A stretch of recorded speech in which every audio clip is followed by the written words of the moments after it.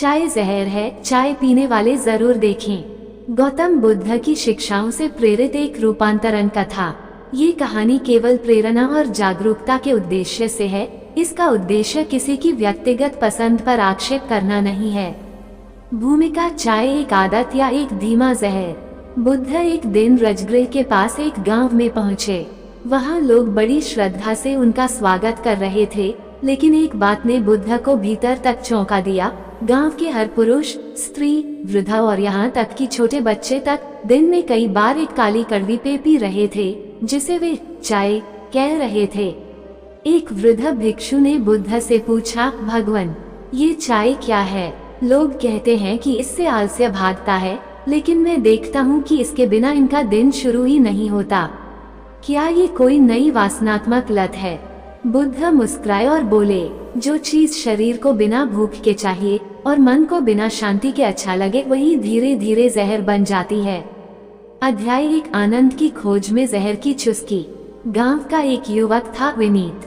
वो पढ़ा लिखा था, लेकिन जीवन में कुछ खास न कर पाया।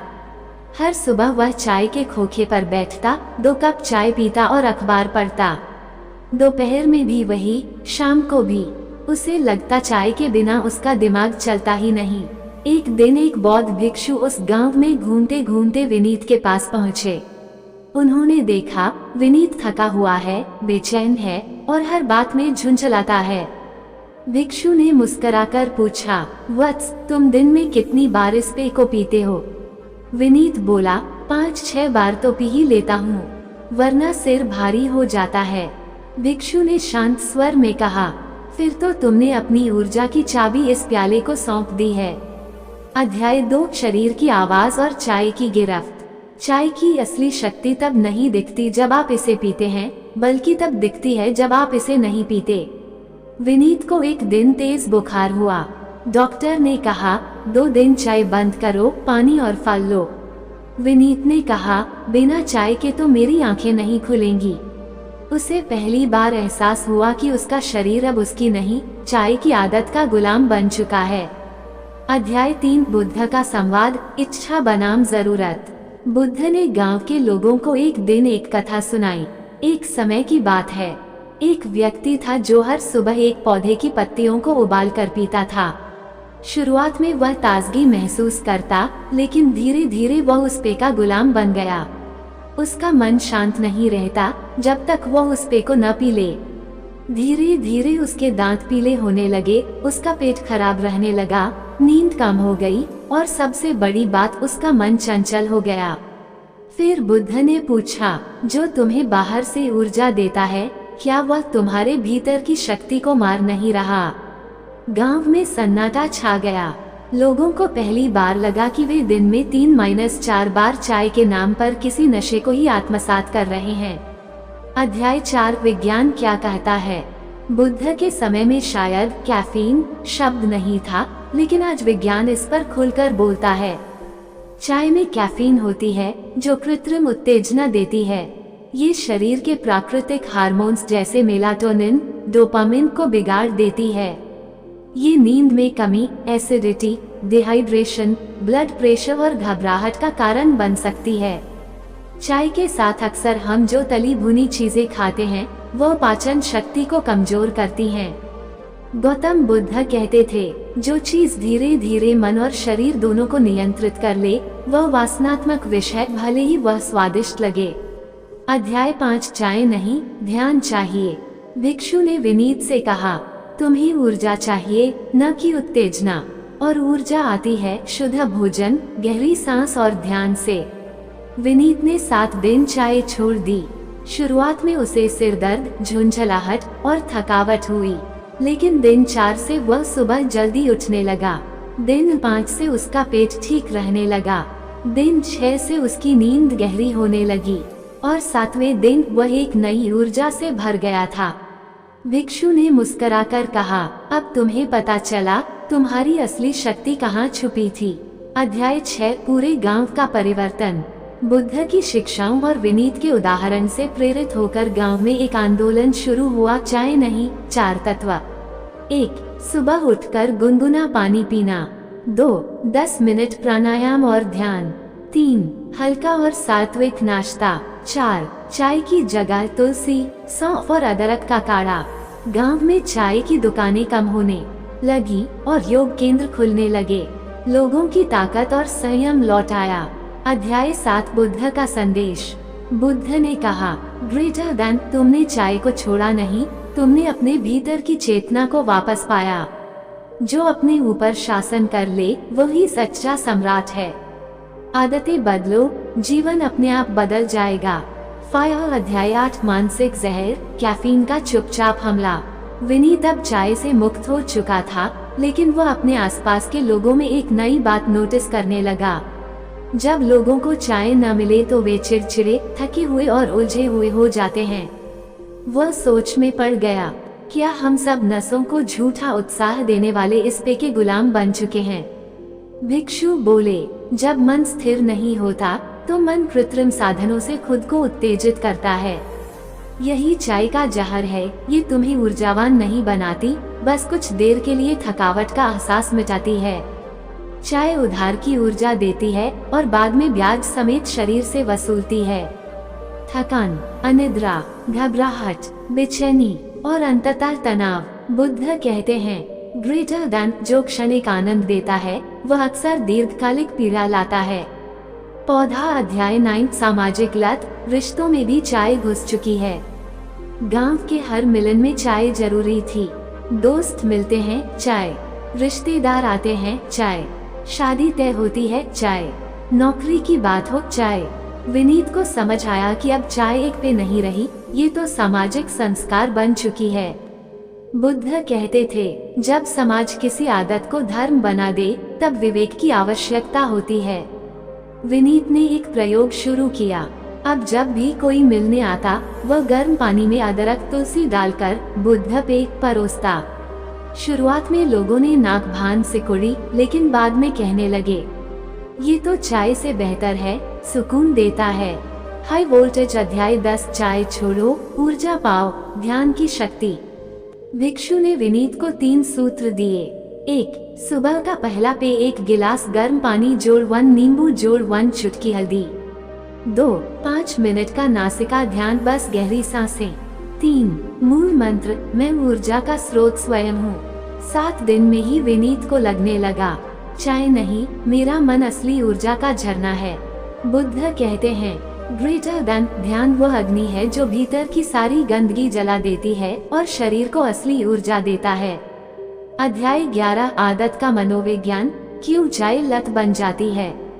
विनीत ने एक बार अपने ध्यान अभ्यास में देखा, जब भी मैं थका होता हूँ या बोर होता हूँ, मेरा हाथ चाय की ओर जाता है। भिक्षु बोले, मन 2 काम करता है, या तो भागता है या बहलाता है। चाय एक बहलाव है, सच का सामना नहीं। बुद्ध ने इसे तृष्णा का चक्र कहा। 1. मन उबता है। 2. इंद्रियां तृप्ति ढूंढती हैं। 3. स्वाद उसे चाय देता है। 4. थोड़ी देर राहत, फिर वही बेचैनी। 5. दोबारा चाय। इस चक्र को तोड़ना ही ध्यान है। सूर्योदय। अध्याय 12 सुबह की जीत, एक दिन की आदर्श शुरुआत बिना चाय। भिक्षु ने गांव में बुद्ध सवेरा नाम से सुबह 1 घंटे का कार्यक्रम शुरू किया। सुबह के 4:30 मौन बैठना, सुबह के 4:45 गर्म जल पीना, सुबह के 5 बजे सांसों पर ध्यान, सुबह के 5:15 सूर्य की ओर मुख करके त्राटक, सुबह के 5:30 सकारात्मक संकल्प दोहराना। 3 महीनों में पूरे गांव की ऊर्जा, नींद और रोग प्रतिरोधक शक्ति बढ़ गई। अब गांव में लोग कहते, हम सुबह जीत लेते हैं, दिन अपने आप जीत जाता है। टक्कर। अध्याय 13 एक नई चेतना, चाय नहीं, समता। अब विनीत गांव के स्कूल में बच्चों को सिखाता है, तुम्हारी असली ब्रेकफास्ट में चाय नहीं, चेतना होनी चाहिए। अध्याय 14 चाय नहीं, शांति चाहिए। विनीत अब शांत हो चुका था, ध्यान उसका दैनिक अभ्यास बन गया था। लेकिन एक दिन एक पुराना दोस्त मिला और जिद करने लगा, अरे चलो यार, 1 कप चाय पीते हैं, पुराने दिनों की यादें ताज़ा हो जाएंगी। विनीत मुस्कुराया, उसने चाय नहीं पी, पर दोस्त के साथ बैठ गया। बिना चाय, बस मौन में मुस्कुराकर बात की। वह जानता था जिस रिश्ते को चाय जोड़ती है वह क्षणिक होता है, जिसे मौन जोड़ता है वह आत्मा से जुड़ता है। बुद्ध कहते हैं ग्रेटर देन शांति की शुरुआत तब होती है जब मन इंद्रियों से नहीं आत्मा से जीने लगे। अध्याय 15 चाय और मृत्यु, धीमा जहर कैसे मारता है। गांव में एक वृद्ध थे हरिनाथ। 40 साल से दिन में 8 बार चाय पीते आ रहे थे। उनका लिवर, हॉट और नींद सब बिगड़ चुका था। एक दिन उन्होंने विनीत को बुलाया और कहा, बेटा मैं चाहता हूँ कि मेरी आखिरी चाय तू मुझसे छीन ले। विनीत भावुक हो गया। उस दिन हरिनाथ ने चाय नहीं पी, तुलसी सौंफ का पानी पिया और 2 घंटे तक ध्यान किया। उन्होंने कहा, मैंने पहली बार खुद को जिंदा महसूस किया है। मृत्यु शरीर की नहीं चेतना की होती है और चाय जैसी लत चेतना को मारती है। चेरी ब्लॉसम अध्याय 16 ध्यान एक नया स्वाद है। गांव में अब एक नई परंपरा शुरू हुई। सुबह सुबह ध्यान सभा, जहां बच्चे, बूढ़े, महिलाएं सब 20 मिनट मौन बैठते। विनीत कहता, जैसे चाय में स्वाद होता है वैसे ही मौन में एक भीतर का स्वाद है, सच्चा, निर्मल, ऊर्जावान। बुद्ध कहते हैं ग्रेटर देन ध्यान वह स्वाद है जो इंद्रियों से परे आत्मा को तृप्त करता है। हवा में पत्ता अध्याय 17 बुद्ध पे चाय का विकल्प। लोगों ने पूछना शुरू किया, तो क्या हम कुछ भी ही ना पिए? भिक्षु बोले, नहीं, विकल्प खोजो जो शरीर को पोषण दे, मन को स्थिर करे और आत्मा को छू जाए। उंगली से दाहिनी ओर इशारा बुद्ध पे के विकल्प। 1 तुलसी जोड़ अदरक जोड़ काली मिर्च जोड़ सौंठ का काढ़ा। 2 गुड़ जोड़ सौंफ जोड़ हल्दी पानी। 3 दालचीनी जोड़ नींबू जोड़ शहद मिश्रण। 4 एलोवेरा जोड़ आंवला जूस गर्म पानी में। 5 मूंग का पानी या चने का पानी प्रोटीन रिच। इन पेयों से लोग ऊर्जा, भूख, ध्यान और नींद सब में सुधार महसूस करने लगे। अध्याय 18 आदतें कैसे बदलें। बुद्ध विधि। भिक्षु ने विनीत को 3 सूत्र दिए। बुद्ध की 3 आदत बदलने की विधियाँ। 1 संकल्प शक्ति। सुबह उठते ही 3 बार बोलो, मैं अपने शरीर का राजा हूँ, कोई पे नहीं। 2 विकल्प देना। जिस समय चाय पीते थे वहाँ तुलसी जल या ध्यान रखो। 3 7 दिन की परीक्षा। बुद्ध ने कहा, यदि कोई आदत 7 दिन न हो और मन स्थिर रहे तो वो लत नहीं, विकल्प बन सकती है। ट्राइडेंट साइन अध्याय 19 चाय पीने वाले कौन होते हैं।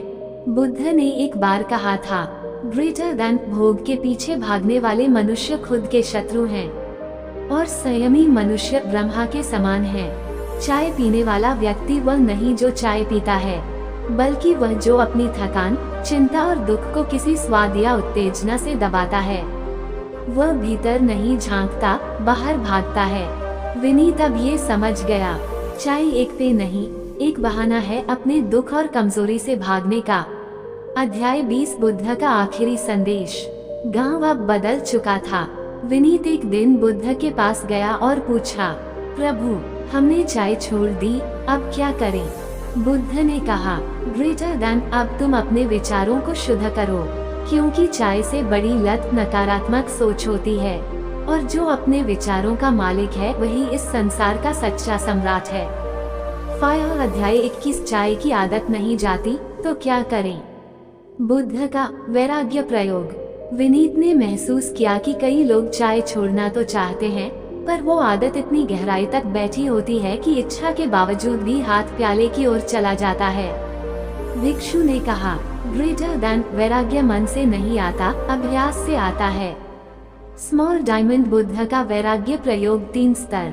1 साक्षी बनो, चाय की इच्छा उठे लेकिन तुरंत ना पियो, बस देखो मुझे चाय चाहिए, क्यों चाहिए ये प्रश्न पूछो। 2 विकल्प रखो, उसी वक्त एक गुनगुना पे तैयार रखो। 3 ध्यान करो, 5 मिनट श्वास पर ध्यान, इच्छा गायब हो जाएगी। ग्रेटर देन इच्छा पर ध्यान डाल दो, वह जल जाएगी। बुद्ध। हंसिया चांद अध्याय 22 चाय और नींद का गहरा संबंध। गांव की महिलाएं अक्सर शिकायत करती थीं, नींद नहीं आती, रात को बेचैनी होती है, सुबह थकावट महसूस होती है। जब उनसे पूछा गया रात को क्या लेती हो, उत्तर था रात की चाय। भिक्षु बोले, ग्रेटर देन चाय दिन को धोखा देती है और रात को सजा। बुद्ध की नींद विधि। 1. रात में कोई कैफीन नहीं। 2. हल्का भोजन। 3. 10 मिनट मौन या जाप। 4. बिस्तर पर लेटकर 20 गहरी सांसें। अब गांव की औरतें कहती, हमने चाय छोड़ी, अब नींद सच्ची लगती है। अध्याय 23 बच्चों को बचाओ, चाय नहीं संस्कार दो। विनीत ने देखा कि अब 10-12 साल के बच्चे भी कॉफी और चाय का शौक पाल रहे हैं। स्कूलों में ब्रेक में कूल बनने का नाम चाय हो गया है। भिक्षु बोले, ग्रेटर देन जैसे बीज वैसे वृक्ष। बच्चों में जो तुम डालोगे वही बड़ा होगा।